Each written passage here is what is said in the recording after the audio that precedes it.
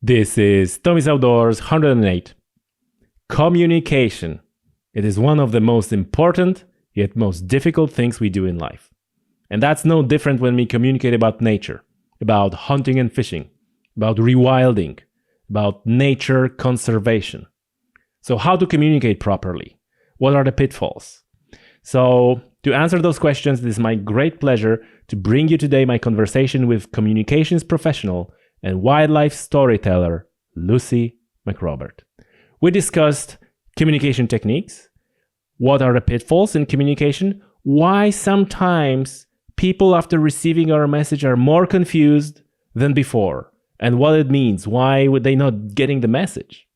We also spent some time talking about social media. On social media, we are all communicators, like it or not. So how to communicate on social media, how to deal with negativity, and what are the certain things we do that may actually be counterproductive to the things we want to communicate. Finally, we discussed catering to certain types of audiences. This is especially important for NGOs. What are the good, the bad, and the ugly when we targeting certain types of audience with our communication? I am sure you will enjoy this episode of the podcast, but before I let you do this, here's a big ask for you, especially for my listeners in the UK who are listening to this podcast on Apple Podcasts, or formerly iTunes. Get in there and leave 5-star rating. And if you want to go an extra mile, please leave the review. This is a great help for me and for the podcast. And for all the rest of you, if you want to help me out to sit long hours editing those episodes, now you can buy me a coffee. buymeacoffee.com/Tommy'sOutdoors. The link is in the description of the show. Get in there and buy me a coffee or two. That's a great help while I'm working on those episodes. And now, without any further ado, ladies and gentlemen, communication about nature with Lucy McRobert.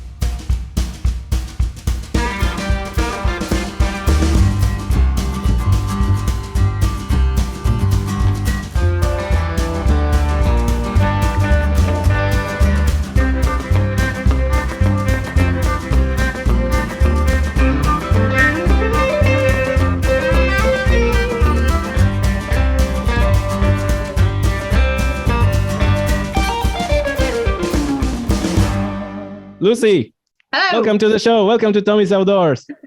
Hello, lovely to be here. Yes, I'm excited for our conversation today. Lucy, you are a wildlife storyteller and communicator. So for the benefit of listeners, how does a day in the life of the wildlife storyteller looks like? Well, at the moment, it's rather relaxed because I'm on the Isles of Scilly. Which is where we spend most of our time. We spend about 7 or 8 months of the year here, and it's a slightly different lifestyle, so it's pretty chilled. Essentially, I went to university and did a degree in history. About halfway through, realised I really hated history and was quite bad at it. Really, really terrible at it. So I specialised in environmental history, which was absolutely incredible and really opened my eyes to stories that I didn't know, but also reignited this love of nature that I remember having as a kid, and I lost it because teenagerhood, etc.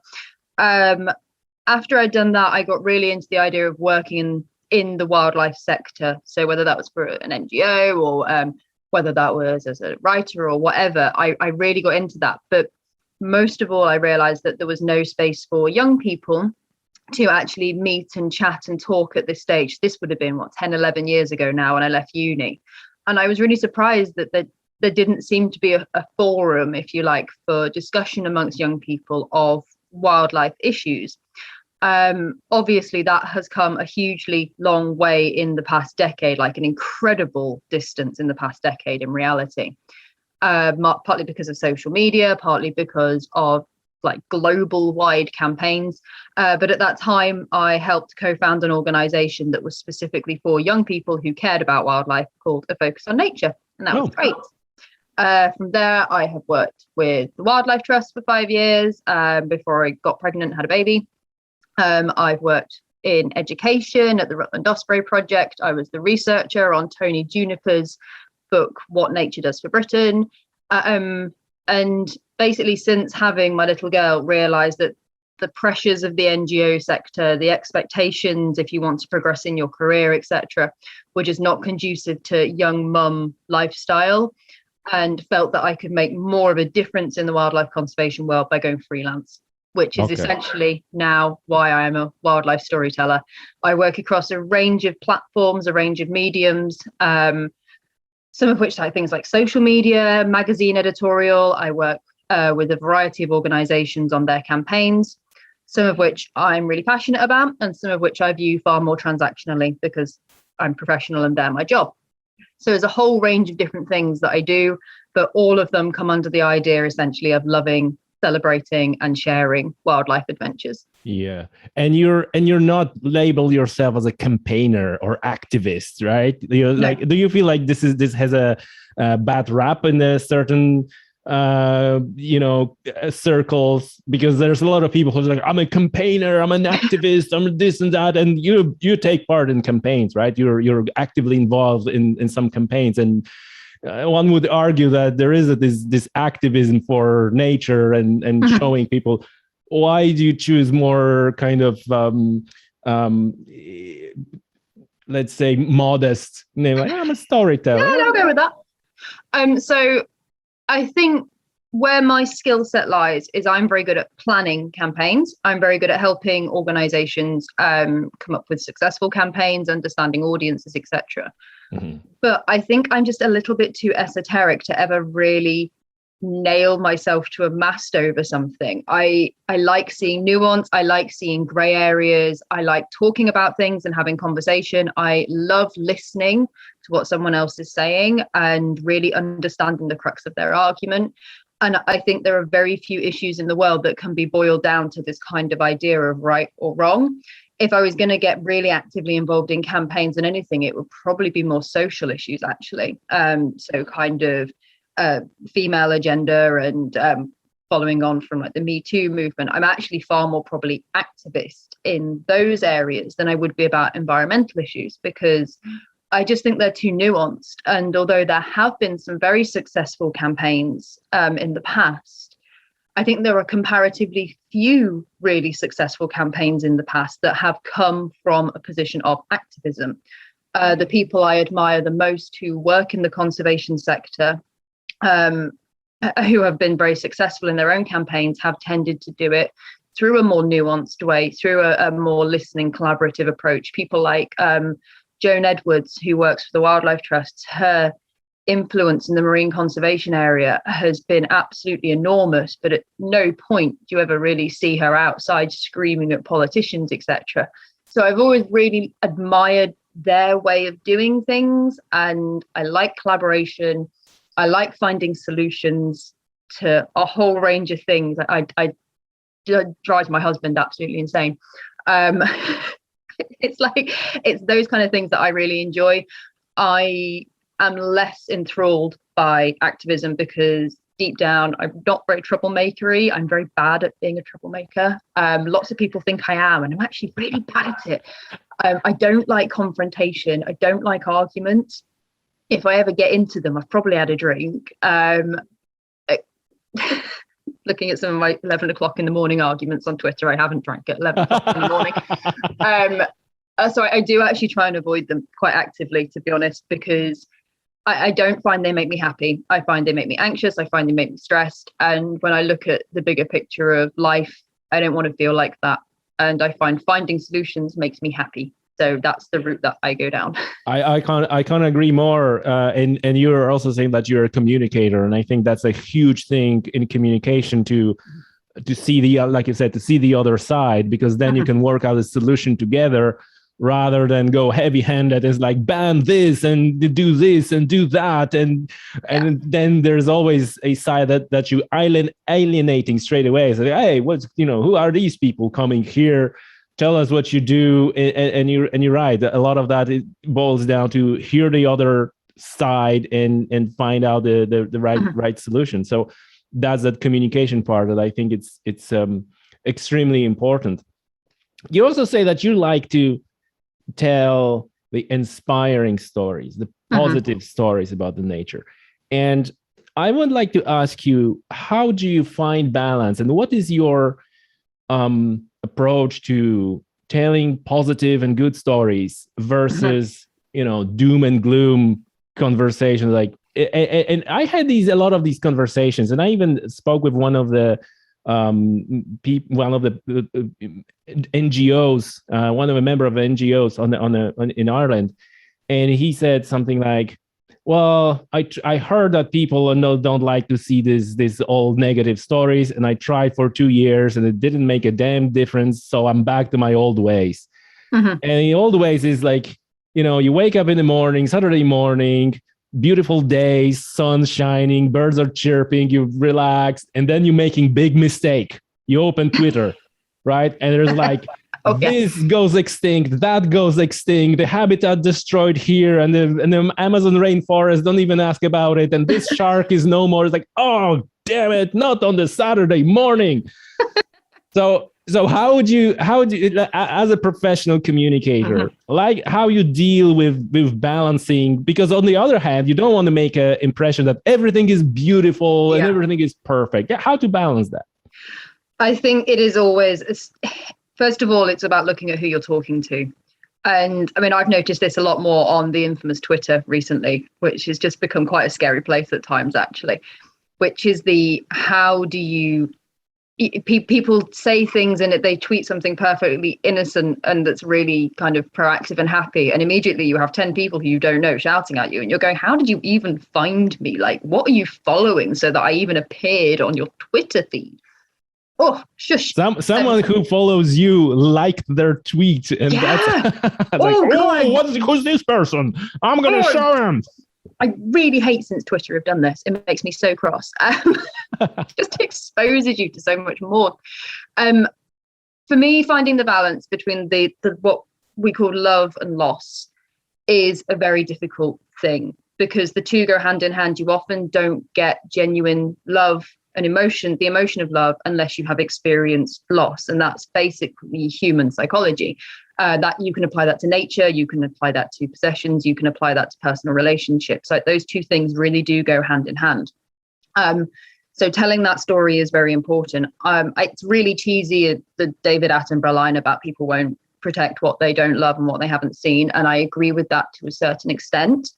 But I do think there's a lot of pressure put on us to tell stories in a certain way. Classic one is the media and the way that media structures their news cycles. So the media only wants happy environmental stories because of where they fit within the news cycle. And if it's not a happy story, then they're not going to run it, because they're competing with Brexit and they're competing with shortages and crises and various other things that are going wrong, and global pandemics. So they don't want environmental stories that fit with that. They want environmental stories that show the other side of life, which is great. On the one hand, I believe that I want that media space to be taken up by wildlife. I want those stories getting out there. So play that game to a certain extent. But on the other side of it, there is this loss going on. There is this downward trend that it's very hard to communicate. One of the reasons why climate change is not discussed by a certain generation of people as openly as it should be is because in the 1980s it was labelled as global warming, which was completely contradictory to what they were being told. They were told the earth was warming up, but the weather was getting colder. So that simply did not compute. And now trying to move that narrative away from global warming into climate change or climate crisis is incredibly difficult. So that balancing constantly it's exhausting. It's difficult, but I always believe it comes down to who you're talking to. I am not a scientist. I am not an ecologist. In any way, shape or form, I do not have a qualification in science more than double award GCSE. That's how bad my school was. I don't have an A-level. I don't have any kind of degree in it or anything like that. So I always say that the kind of people that I'm talking to are the people like me. The people whose ecological understanding isn't amazing. I'm talking to people who You're very modest given the profile and appreciation you have. I'm just honest. Like I don't have that ecological grounding. And I think it's really important that we communicate nature in a way that we don't expect people to have that ecological grounding. And I think if you just keep telling them that things are going downhill, but then they look out their window and that's contradicted by what they see in their garden, you're not going to get anywhere, because you're telling two contradictory stories. You can say, well, house sparrow populations are declining, and they look out their window and all they see is house sparrows. That it's simply not going to go in. Psychologically, they cannot deal with that. So people won't deal with it. So to me, just telling the loss story quite often is contradictory to what people are seeing with their own eyes. And the moment you try and contradict someone's personal values or their personal experience of the world, it just goes out the window. You have lost that conversation, no matter how many statistics, scientific reports, academic reports, news articles you give them. They're gone, because they are fundamentally not going to believe what you are saying, even if they nod and smile. So you have to tell the good stories as well. You have to tell the happy things.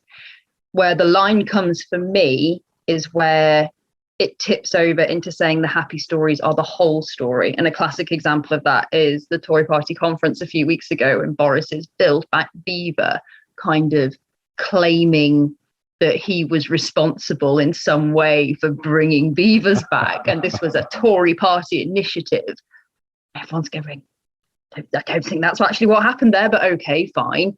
And saying that, oh, well, we brought back beavers and therefore big tick, we've ticked that box and the environment's going to be great again. Because beavers sorted.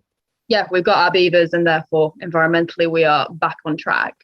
So that to me is the line, is that the good story becomes the only story. You have to find ways of telling the bad stories, but you're never going to be able to tell the bad stories if people aren't listening to you, and people will stop listening to you if all they hear is bad news. And you think about it with your friends, you think about it with your personal relationships. If there's one killjoy in the room who's always being a negative Nelly, you kind of stop inviting them to the pub after a while.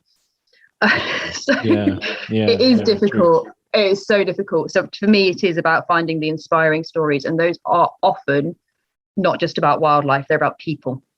It's about the people doing amazing things, because they are people that then others can aspire to be like. And even if they can't imagine wildlife in a situation, they can say, well, I can do that, or my kid could do that, or my friends like that. That's amazing. And I trust them, and therefore if I trust them, I'm more likely to change my behavior. So I think inspiring stories are often the people-centered stories rather than just the wildlife ones.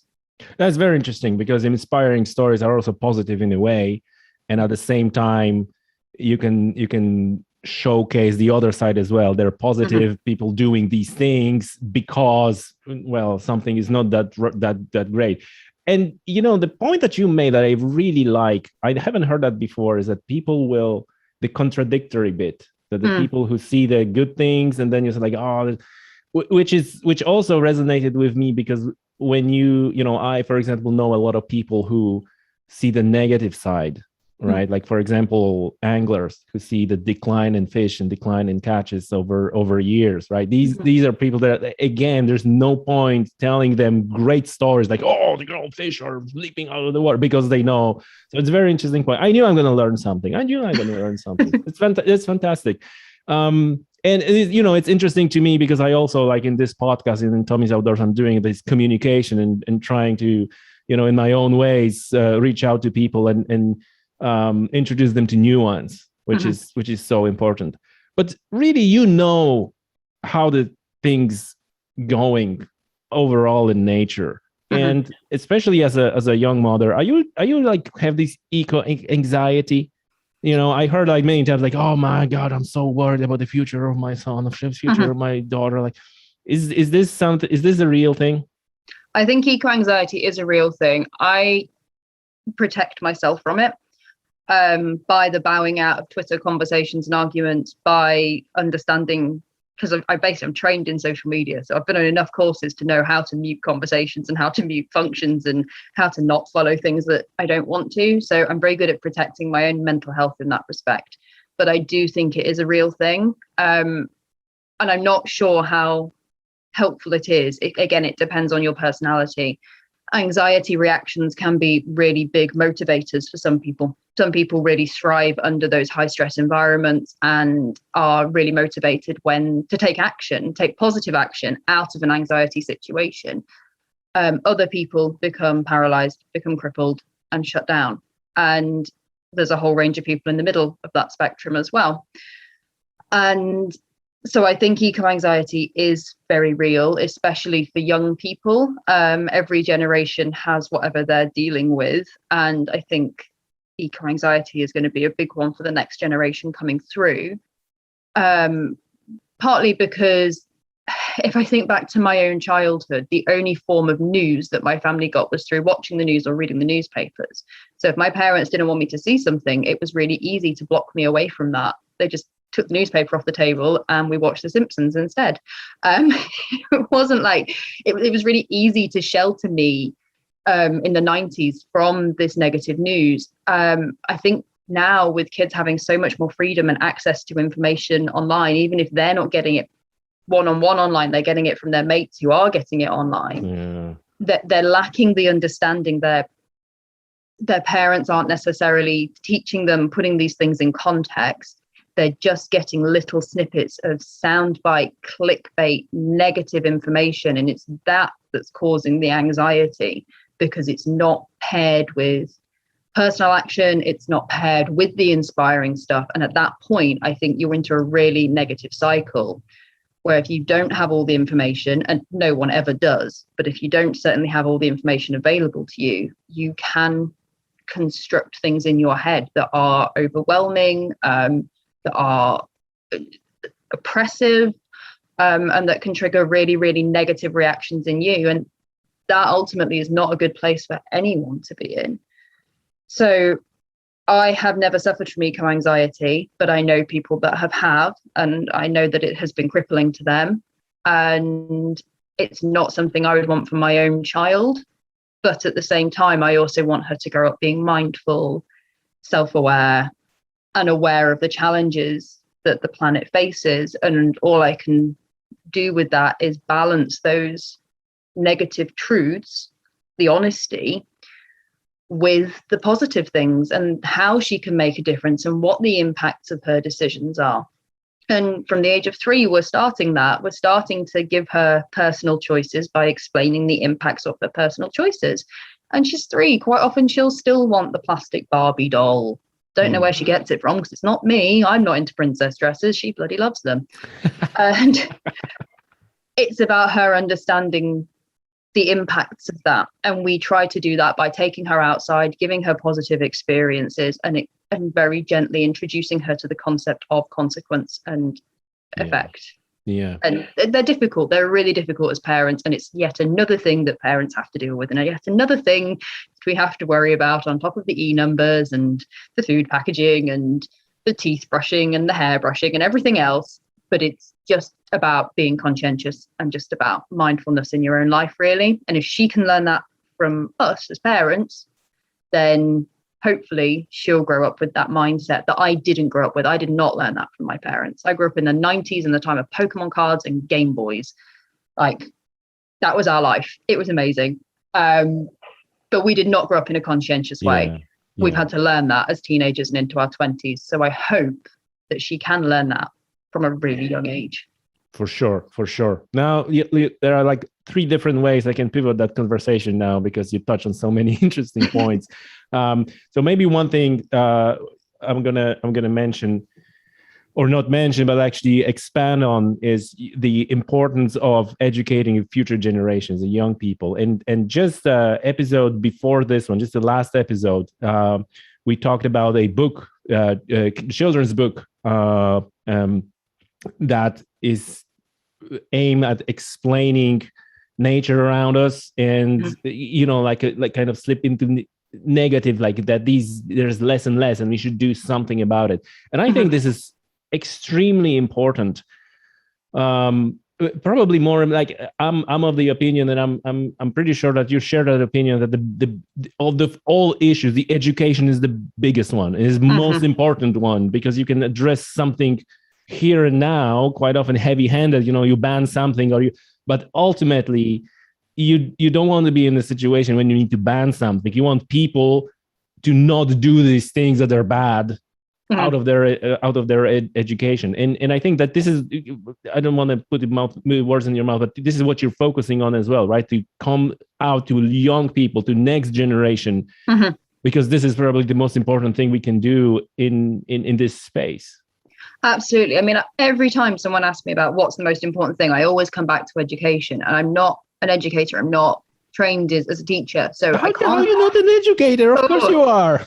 Okay, I'm not trained as an educator. I can never quite get my head around exactly what it is that's wrong, because there obviously is something fundamentally wrong in the way that we educate kids, whether that's we look at societal problems or cultural problems, things like ingrained sexism or ingrained racism, or people growing up not really understanding where they fit within the natural world. There is something fundamentally wrong, and I can't put my finger on exactly where it goes wrong, because there are lots of great things about the education system in this country and in lots of other countries. We have kids who are really good at maths and really good at reading and writing and all the rest of it. We have huge privileges in the Western world in the education system that we have. So I don't want to sit there and hammer it and say that it's all wrong, because it's obviously not. There's obviously great things come out of it.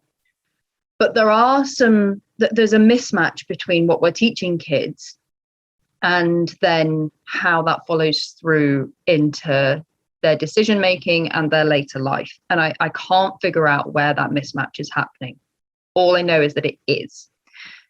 If we don't teach children about cause and effect, we will never get a generation that is self-conscious. When I was little, I absolutely loved nature. I loved wildlife. They were concepts to me. They weren't necessarily things that I actively thought I could go and look for. I mean, I grew up in Leicestershire. I was obviously surrounded by foxes, and yet I can't remember consciously seeing a fox until I was a teenager. So the same goes with hedgehogs. Like I remember, I think we pulled a hedgehog out of a fence one day because it got stuck and we had to feed it through and then marched with it up to the vets. It was all very cute. But I can remember, were like proper, wow, oh my goodness, an actual wild animal situations.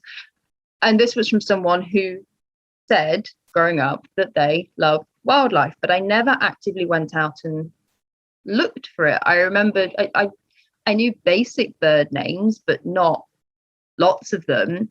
But I think this goes so much further than identification. And that's what worries me about like a GCSE in natural history. There seems to be a lot of focus on identifying house sparrows and tree sparrows. I'm not quite sure how much that actually helps anyone, but okay. That's a different conversation. I can't quite get my head around exactly what it is that's going wrong. I love that there are loads more kids now getting really angry about things. I love that there are loads more kids now standing up for wildlife and standing up for nature. But how much does that actually then go through into, I'm not going to buy a plastic bottle filled with my favorite fizzy drink. I'm not going to buy that packet of sweets because they've got palm oil in them and because they're in a plastic wrapper. I'm not going to ask for really expensive consumerism toys for Christmas. I don't know how much that actually sinks in. And I think that's what's missing.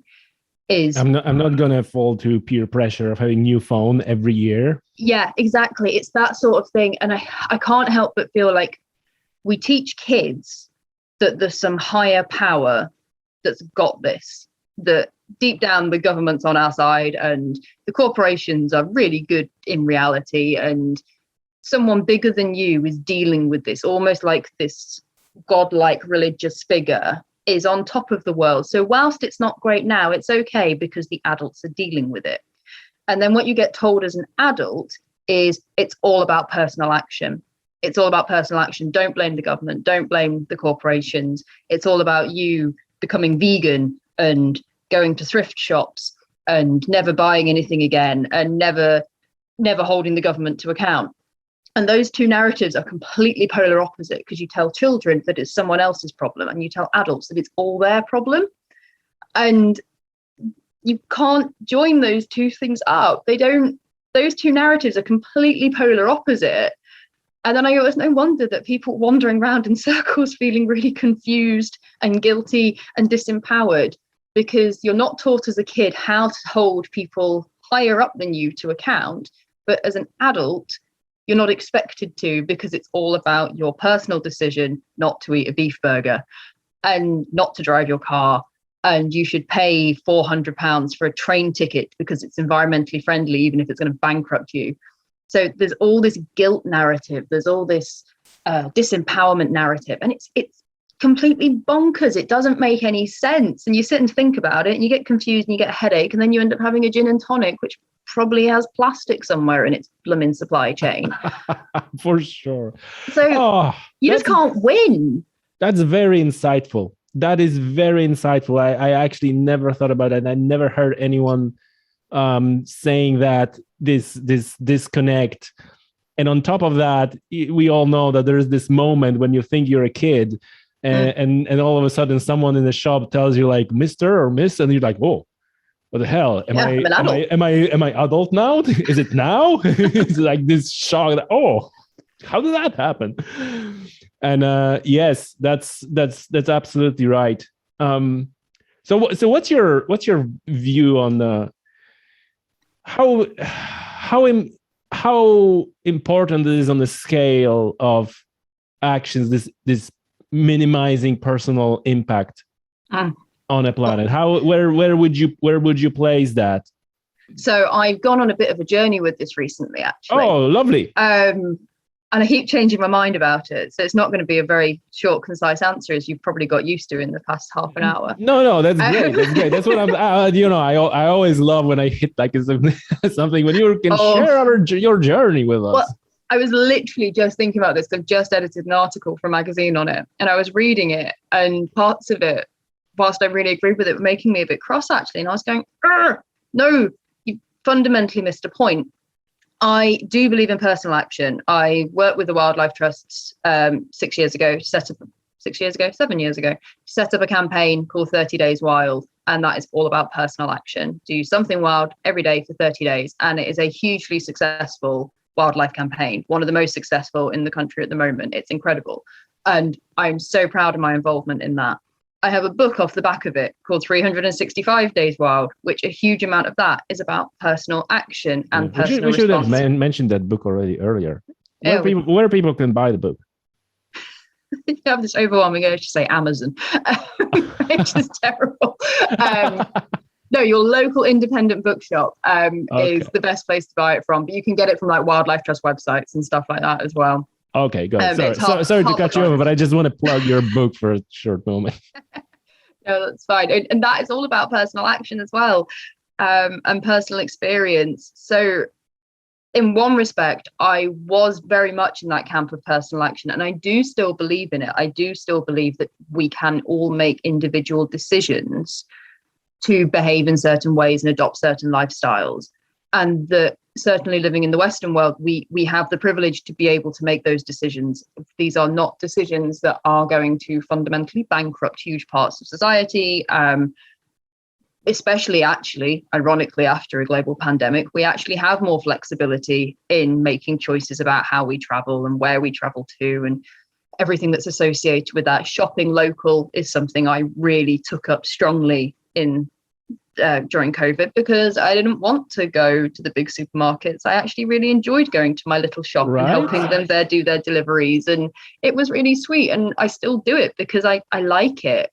This is the saying that the change won't happen unless you're forced to change. Yeah. And this is a little bit like that, right? Exactly. And it whilst it was a terrible situation, it still is, there were and are opportunities coming out of it. It shouldn't just be about building back better and all the rest of it, whatever slogan we want to attach to it. It should be about a genuine mindset shift. However, and this is a real difficult one for me, I also don't really believe, I'm quite libertarian in that I don't believe in telling people what to do and forcing changes on people that impact on their own lives and expecting them to be able to do it. I recognize that everybody is in individual situations, that they have individual things going on in their lives, and what matters to me might not matter to them. And so the other side of this is this, by pushing it onto individuals and by saying it's your choice how you live, you take away all the responsibility from government and you take away all the responsibility from the big corporations, who are the ones that are responsible for 70% of carbon emissions and habitat destruction, etc. Ultimately, Farmer Sam digging up a pond in the corner of his field to turn it over to wheat production is not fundamentally destroying the world. It is the mass systematic destruction of habitat that is destroying the world. And I dislike the narrative that pushes that responsibility onto Farmer Sam and labels Farmer Sam as a fundamentally bad human being because he dug his farmland pond up. Yeah. Even though he has his own family to feed, he has his own responsibilities, he has his own targets, he's got the government telling him to do all of these contradictory things, but we can sit there in our ivory towers demanding a pint of milk for 40p, and also you're not allowed to dig your pond up. So I think the problem with that personal action is that people really don't understand the impacts of their personal actions no matter what they choose. And if we don't hold the corporations to account and we don't hold the government to account, then you're not going to fundamentally tackle the cause of the issue. So it really is a double-edged sword. I do believe in making personal decisions that are good for the environment. I'm not a vegan or a vegetarian. I know, it's horrible, but I shop local. I do agree with 80% of the vegan argument. So I eat far more plant-based foods. I buy local, I buy reusable, to the point where our milk comes from the next island. Can't get a much more lower carbon. My carbon footprint on my milk is probably significantly lower than someone getting almond milk from a different country. For sure. Yeah, it's that kind of seasonal local attitude that I try to adopt. And again, I recognize that I'm in a situation where I can afford to do that, and not everybody is. But it's that's the issue. And I don't want to be labeled as being a fundamentally bad person because I have made a conscious decision not to be vegan. I like meat. I like eating that. I know that that's not sustainable for me. I know. I know that I know that I should feel really guilty about that. And I have a huge amount of respect for people who can make those decisions, but I make those decisions in other places. I bought new clothes in a sale for the first time in over a year the other day because I've made a decision that I'm going to try not to buy new clothes. The irony it was a local shop that was shutting down and they needed that income. So made an ethics decision that actually it was better to support the shop in their final flurry than it was for me to sit there being all principled again in my ivory tower. So to me, ethics are flexible, values are flexible, but if you just rely on those to save the planet, we're not going to get anywhere. They have to go hand in hand. I think shouting at Twitchers, for example, for driving 300 miles twice a year to see a bird is such a drop in the ocean if you compare it to, say, football fans who drive literally around the country for 8 months of the year following their football team. And that is incomparable to mass habitat destruction in South America. Yeah. So it is all on a sliding scale. I do believe in personal action, and I do believe that we can all make better decisions, but ultimately those better decisions come with the brands that we choose to support, how we hold people to account, and the kind of things we invest in. Changing your pension or your energy provider is probably going to make far more of a difference than saying, oh, I'm not going to eat chicken twice a week. It's all to do with what you can do and who is actually responsible for the problem. And we see people getting nailed all the time on social media for their personal decisions. And I always just think, you know nothing about that person. How dare you nail them when you know nothing? I am so conscious on social media that you never know what's going on with someone. They might be going through something at home. They might have a serious mental health problem. And just having a go at someone for expressing themselves on a democratic platform, to me, is just like the lowest form of intimidation and bullying. And I see that happening on both sides. I see that happening on the anti-environmental side, and I see that happening all the time on the pro-environmental side. And from people who claim to be open-minded and people who claim to be terribly well-worded, that to me is unacceptable. Yeah, I also noticed this trend, which is, probably we all guilty a little bit of that. But the trend is like, you pick something that is wrong, or someone's done something that I don't like, and tweet about it and retweet it, like, look at this, and then it's like leave them alone, right? It's like almost some accounts are just almost dedicated to searching someone done something wrong, and I'm gonna show everybody like this should be done this way. I was like, come on, stop being that judgmental. Like, why you like you said, you don't even know. You don't even know who, like, is this person's house? Is this person's dog? What do you know? Right? It's terrible. And since we on this subject of social media, and you train in social media, I want to back out a little bit, but then I see the next way forward from it. So I back out a little bit where you talked about whether you take positive stories or negative story, depending who you talk to. Now, on social media platforms, you don't really know who you talk to. So what would be your advice, to me and other people who want to using social media platforms, how to balance, your negative part of the story, not negative in, purely because that negative part of the story is always, the background is like you want to showcase something and maybe, make people jump to action, some sort of an action. And on the other hand, with all the positives, since you don't know who you talk to, or is it, like you said, it's a democratic wide platform, you're basically shooting this out to the world. And no, so it's a really tricky one.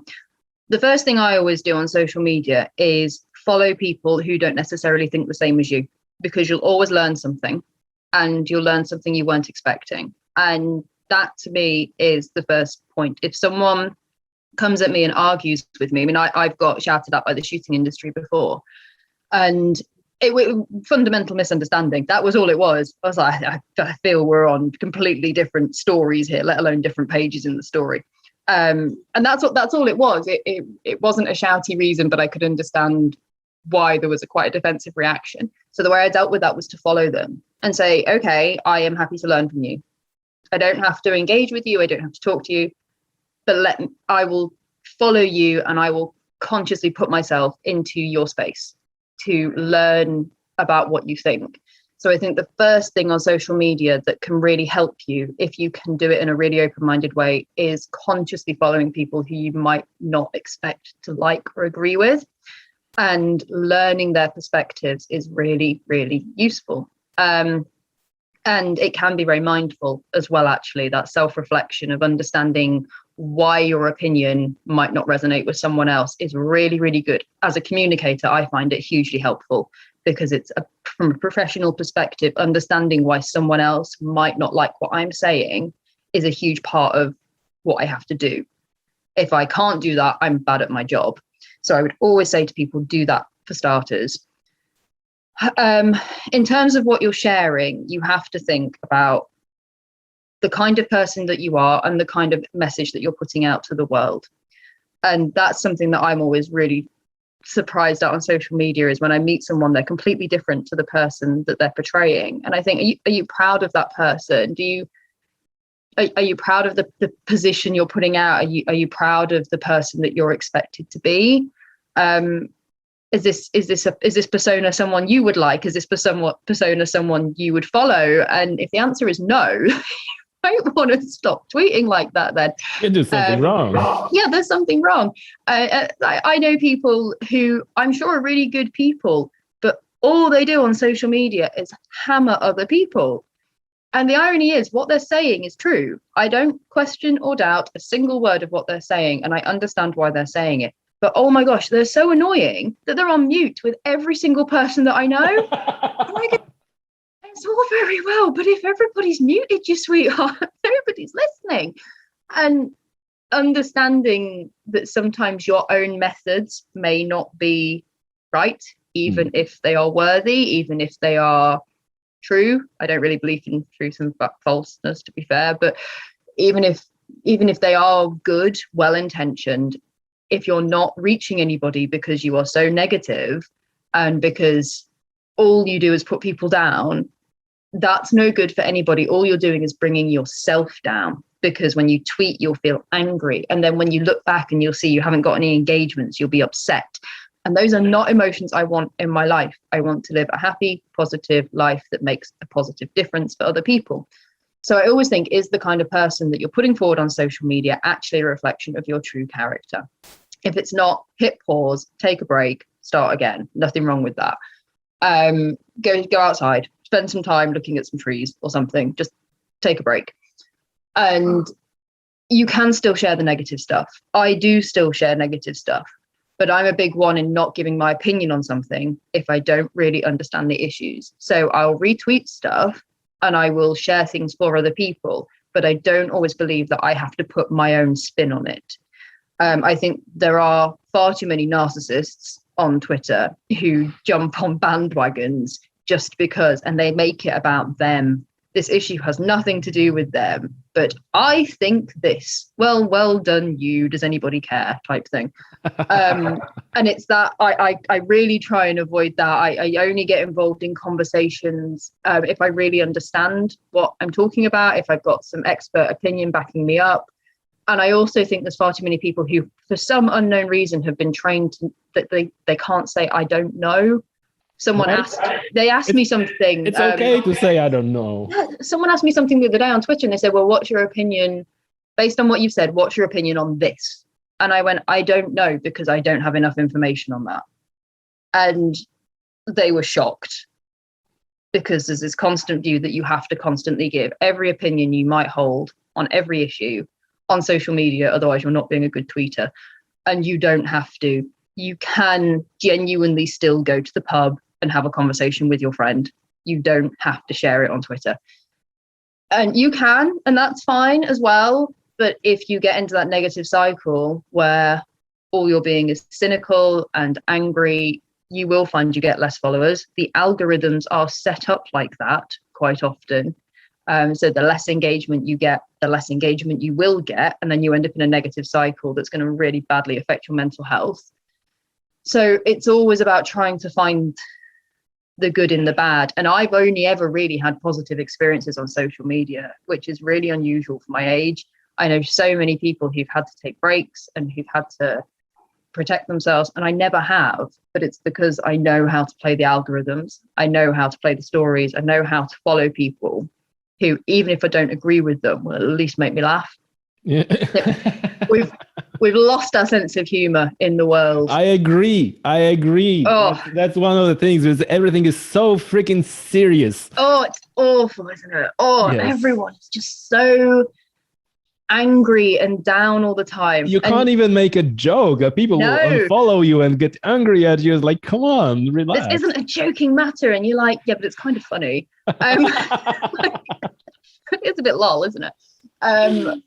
And we have lost that sense of humor, especially on social media. You're not allowed to make jokes anymore, because someone who is on your bloody side, someone who you agree with, someone whose values match your own, will shout at you for smiling. Yeah. And that is a sad state of the world, where people get told off for smiling. I think there's this non-verbal aspect that is sorely missing on social media. If you're talking face to face, you can see the facial expression, you can see the body language. It's like, oh, I don't think it's a big issue, huh? And it's like, oh, how does, like, because it depends, like, in what voice someone is reading your tweets. Yeah. And this is it. Like, are you reading my tweets in an angry voice? I'm angry at you. Are you reading my tweets like like a funny, jolly voice? Yeah. And you just don't know. And then depending on the mood you're in, you can be projecting that mood into other people text, because that's all you see. It's like, oh, how you get it? And I think this is where it comes from. Yeah, absolutely. It's people can't take a step back. And obviously you do have to be careful what you tweet. But I mean, I will be honest, I basically didn't get a job once. Not because of anything I tweeted. This was the irony. I really had to dig into it and find out what had gone on. And I knew someone behind the scenes, and I was like, what happened? Because this doesn't make any sense, because I didn't get the job because I got accused of being too political on social media. And I was like, I am not political on social media. Most people would not know who I vote for. I don't get involved around election times or anything like that. Like, no one actually knows my politics. I'm very careful to hide that. I don't believe it's anyone else's business, like how I vote. I'm all about policies. So I see a policy that I think is absolutely outstanding. I'll say, yes, that is a great policy, but I don't get into party politics. I didn't get a job. I was thinking, this is really bizarre. Like, why? And it turned out that basically this like Cambridge Analytica company had been employed to analyze my followers. Not who I was following, but my followers. And I was labeled as, because all these people follow you, you must think like this, and that is too radical for what we want. And I was like, wow, that's brutal. Like, that is absolutely brutal and really creepy. And it's not my fault they follow me. Ask them to. I'm not putting tweets out every 5 minutes saying, follow me. If you're a good person, they should unfollow you. Exactly. I was like, oh God, what did I do? And the irony is, like, I still don't know, like, how I was too radical. I still don't know exactly what the issue was. I just know there was an issue with my followers and that I was considered too radical in a certain area. I don't know what the area was. Lucy, I'm thinking about this podcast. I have such a radical person on the podcast. I know. People will get angry at me for sure. People shout at you and send you hate mail. And it's just, I had hate mail once. I've only ever had hate mail once in my life. And that was for an article I wrote for Birdwatch. And it was tongue in cheek. It really was tongue in cheek. It's like when you write a column, it's a caricature. It's not necessarily how you would describe it in real life. It's meant to be funny. It's meant to be extreme. That's why columnists are successful. Jeremy Clarkson does not always think like that, but it's meant to be an extreme version, an exaggerated version of your own opinion. And people get really angry about them as a consequence because they take them at absolute face value. And I got hate mail over an article I wrote about wildlife photographers, just because I'd had like one really bad experience with wildlife photographers where their field craft was awful and it was a really big topic at the time. So I wrote my column on it, and someone wrote into Birdwatch and said that they had never been so offended by anything they'd ever read anywhere, ever.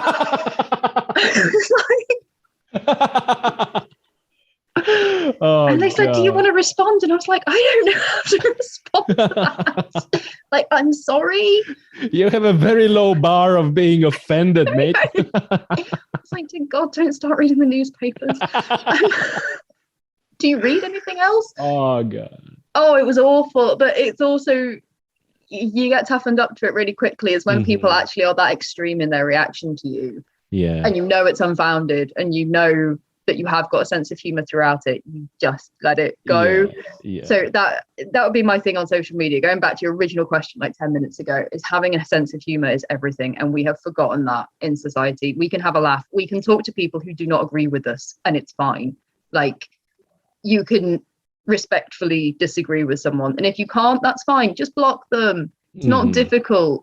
If you want to be really well open-minded, follow them. You might learn something. And there are so many ways that we can have better conversations on social media. And also, you don't have to engage. You don't have to respond to everything, right? You don't need to have an answer to everything. Like, you don't need to see a photo and be offended the whole time. And this is what happens: is everyone's just so offended all the time. And I just think, God, girl. That goes to your point about lack of sense of humor. That's exactly it. You almost answered my next question, because I would inquire, how you deal with blatant disinformation because and I'm not talking about because there's kind of like, there are just regular folks on Twitter or Facebook or whatever, right? They just enjoy experience, and then, like you said, don't engage, right? If you're positioning yourself as a communicator, as an educator, as some, right, then it's like your responsibility is a little bit more, I think. Yeah. And then we see that, and I'm sure you know these people who are high profile personalities, and sometimes they're just like, dude, that is not true. Everybody knows that is not true. Everybody, like,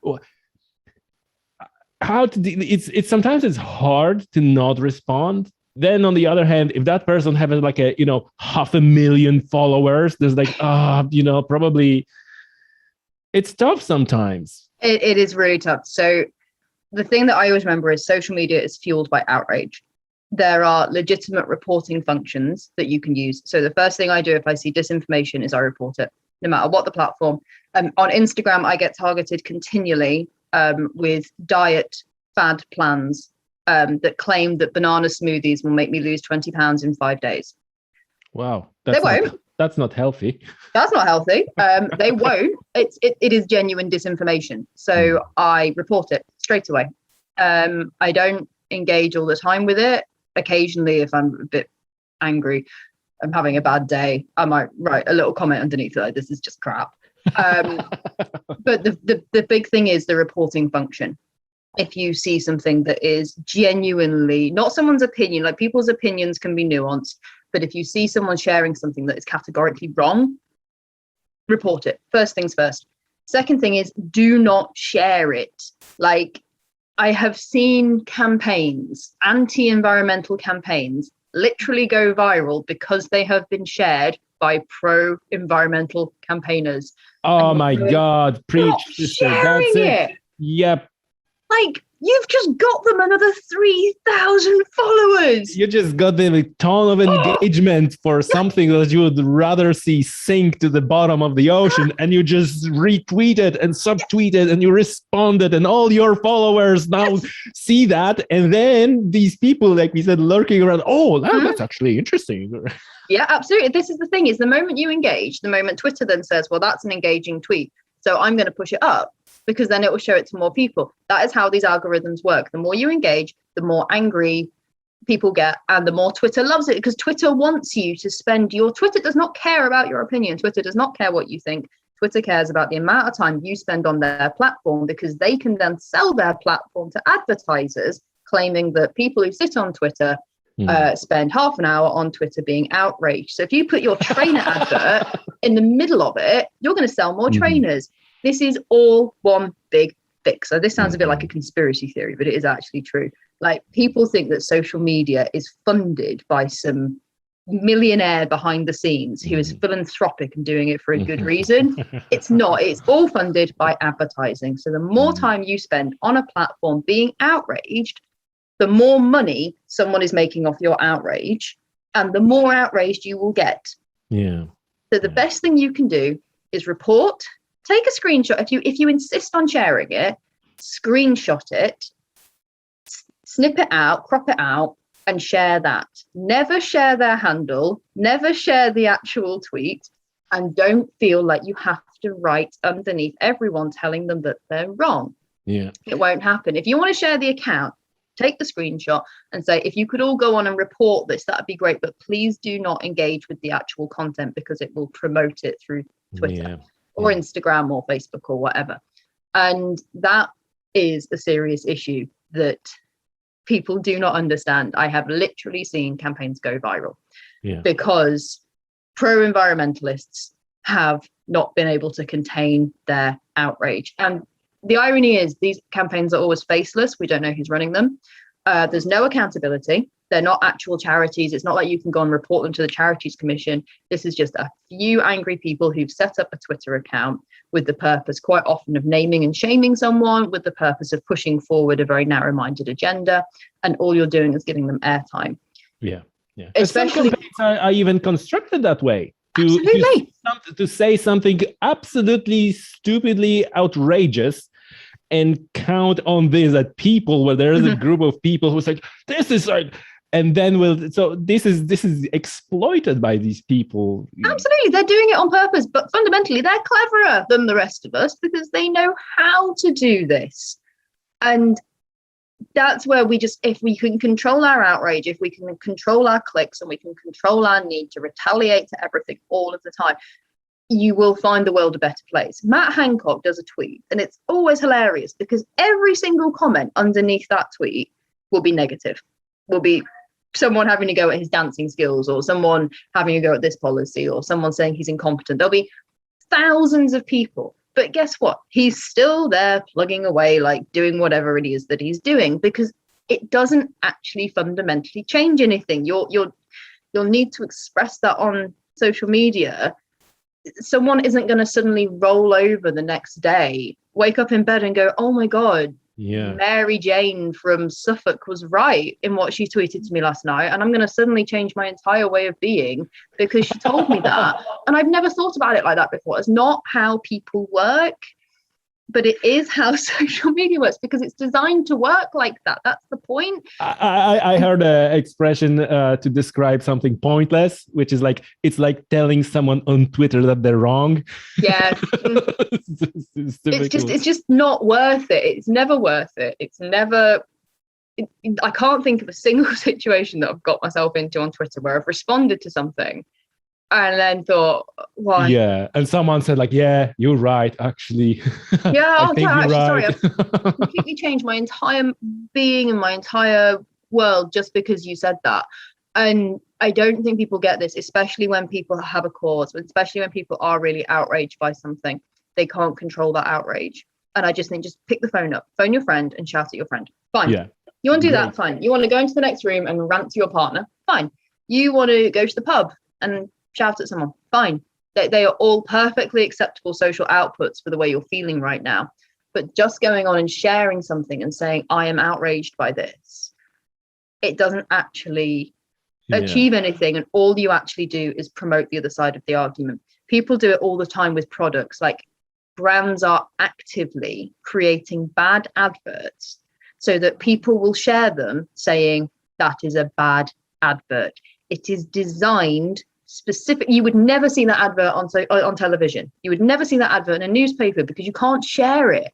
But you will always see those adverts on social media because they thrive off outrage. Exactly. Like you said, these people are way smarter than they appear to be, and they're way richer because they know how to exploit it. Exactly.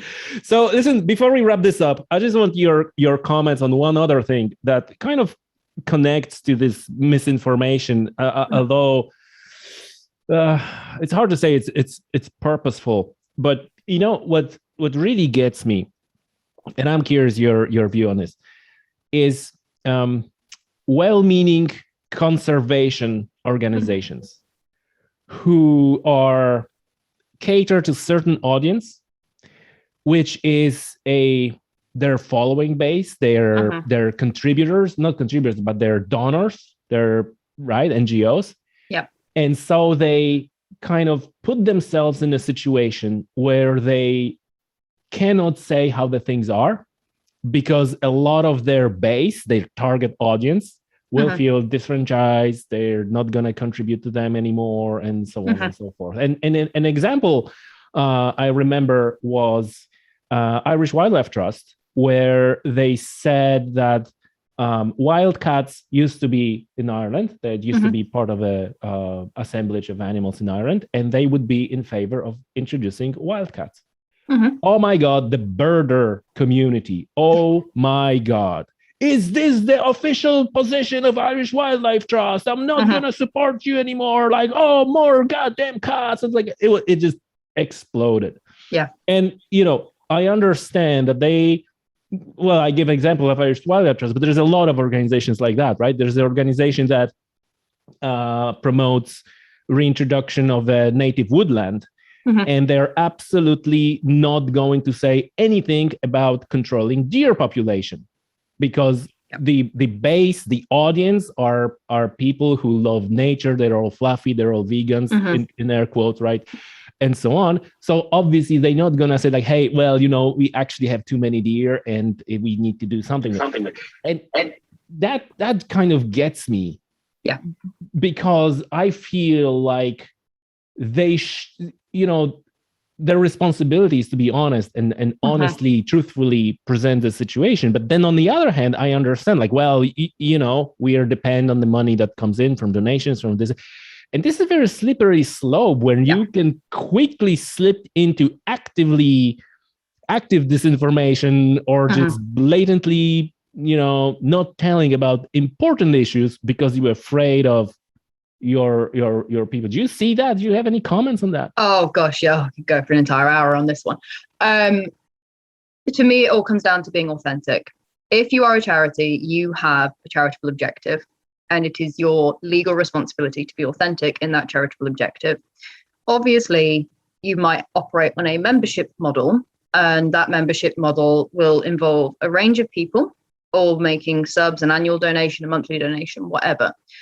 Depending on the size of the charity, the size of those membership subscriptions can be absolutely enormous. That can make up a huge part of your income, or it can make up a tiny part of your income if actually you get more money from government grants, from HLF, from anyone else, independent funders, philanthropists, etc. So from my perspective, and this sounds awful, but different people do have different weights within a charity. If you're talking about a legator who's going to leave you £500,000 to buy a nature reserve or something, that person's opinion has more weight, unfortunately, because it's not a democracy. Charities are not democracies. They do not operate on votes all the time. It's not that sort of thing. There is an elected board of trustees. You get to elect those trustees, and that's fine, but you do not get to vote on every single individual policy within that organization. So I'd say this is a double-edged sword again. If you are going to support a charity, know why you're supporting them and know what they actually do. I think that a lot of people who love birds or love wildlife choose to support a charity because they think that they should, and then they find out what they actually do is not what they thought. A classic one is Songbird Survival. Really positive title. Like, everyone wants songbirds to survive. Hallelujah. Actually, very in favor of controls of predatory bird species, so birds of prey, etc. Yeah. So suddenly you think you like songbirds, but do you like songbirds so much that you like them at the expense of sparrowhawks?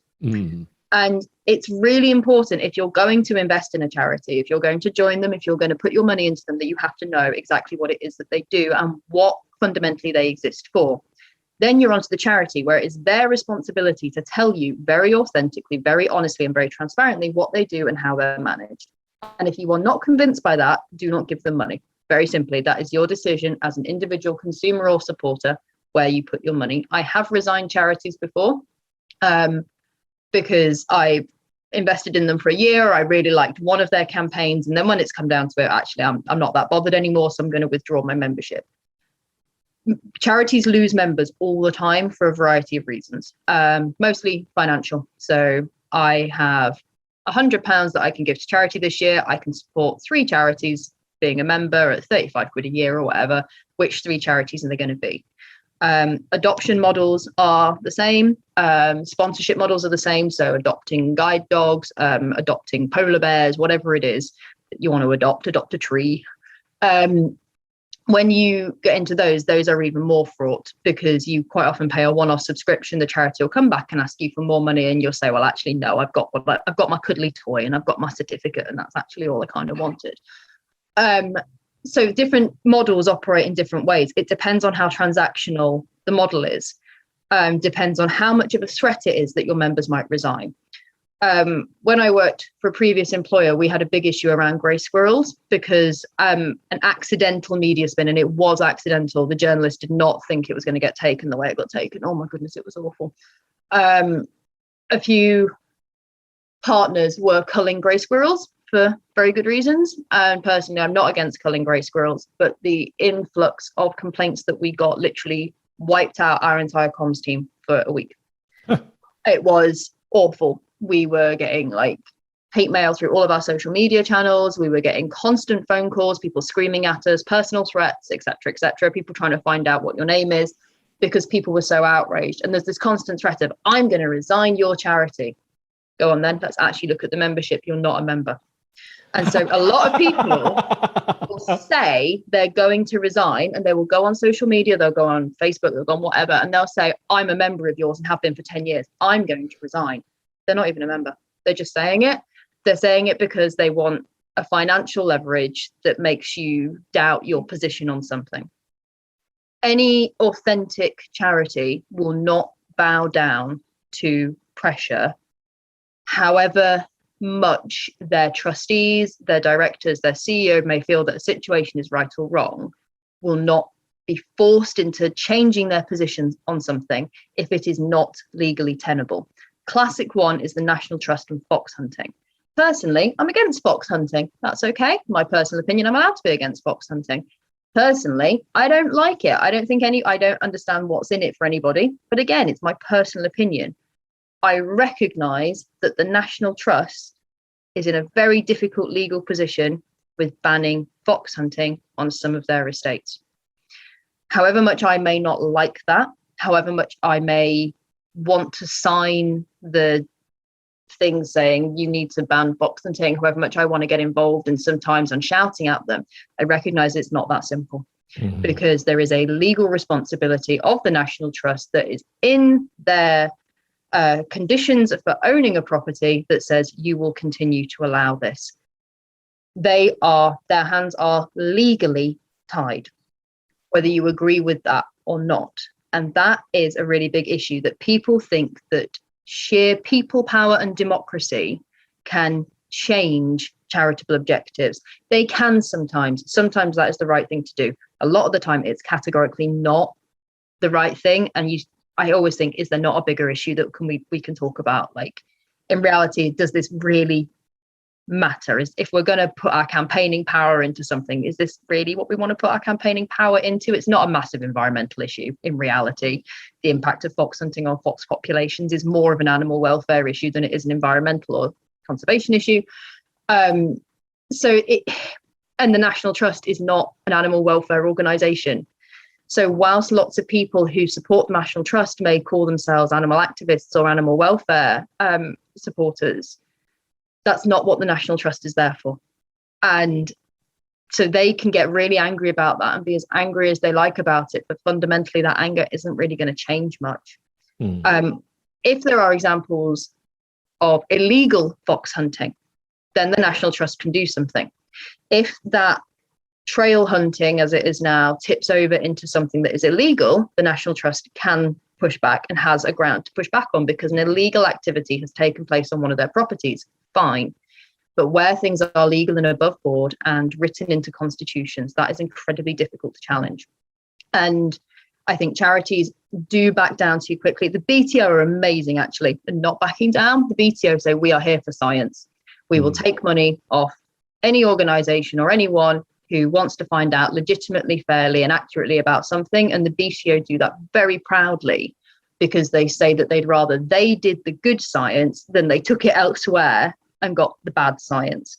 And loads of birders I know criticise the BTO for that and say, but you say you're looking out for birds, but you're accepting money off BP. How can you say that?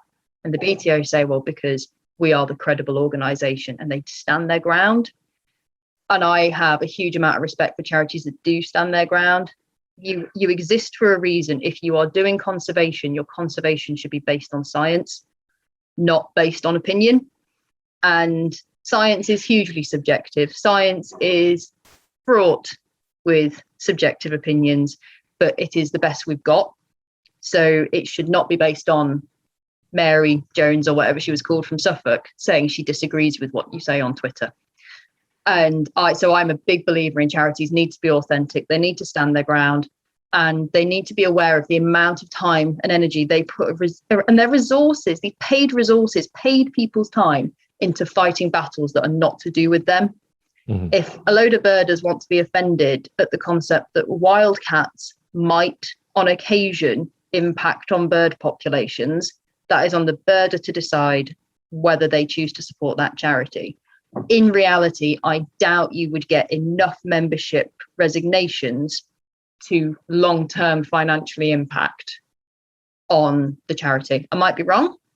Only they can make that decision. If that's the case, they need to stop marketing the charity to people who don't understand what they do. If you end up with a membership base that fundamentally doesn't understand what you do, you've done something wrong in your marketing. Yeah.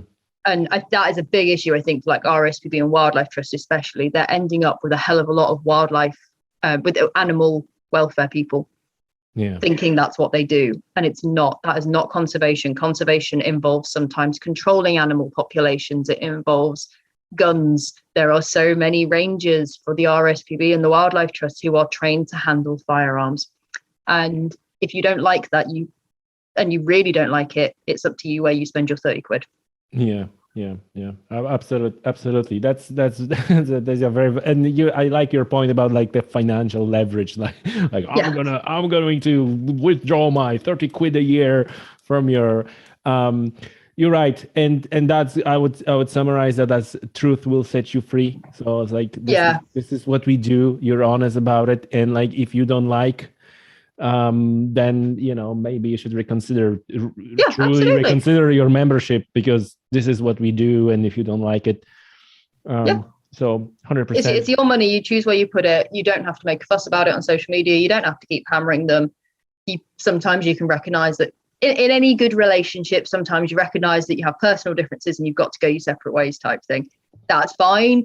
It's not something that it's not a thing we've never heard of. We can't pretend that we're shocked by this. This happens all the time in life. And I would always just say to anyone, if you're about to support a charity, don't just do it because you clicked on an ad on Facebook, because that ad on Facebook will not give you everything you need to know. And there are different kinds of memberships. So WWT, hugely transactional. If you want to go and support Wildfowl and Wetland Trust, you're essentially paying to get into their sites. And that's fair. That's completely fine. That's how their financial model works. But you are also supporting incredible conservation. I love WWT, and I don't think they get anywhere near the airtime they should, because they do some amazing stuff. And who doesn't love ducks and ponds? Essentially, WWT, Wildfowl and Wetlands, they do ducks and ponds. It's great. Yeah. And go people who are listening, watching this, go and they know their USP. It's great. Yeah.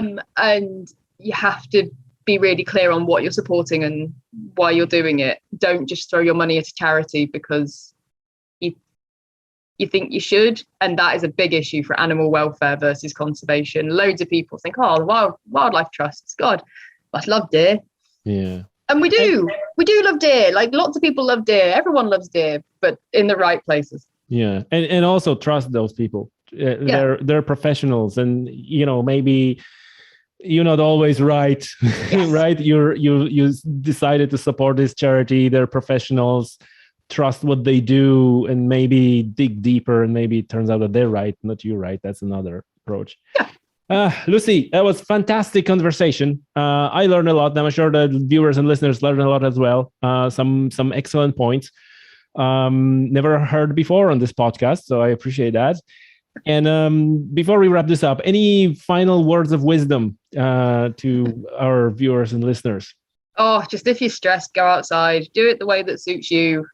If you can't dictate an enjoyment of the natural world and say that you're always right and everyone else's is wrong. Everyone gets something different out of it. So the whole point of this podcast is outdoors. So go outdoors and enjoy it however you think is best, because ultimately we're all on the same side. We want more outdoors. Yeah. And that's good. We all on the same side. Lucy, Thank you very much. Appreciate your time. Thank you very much. That was great.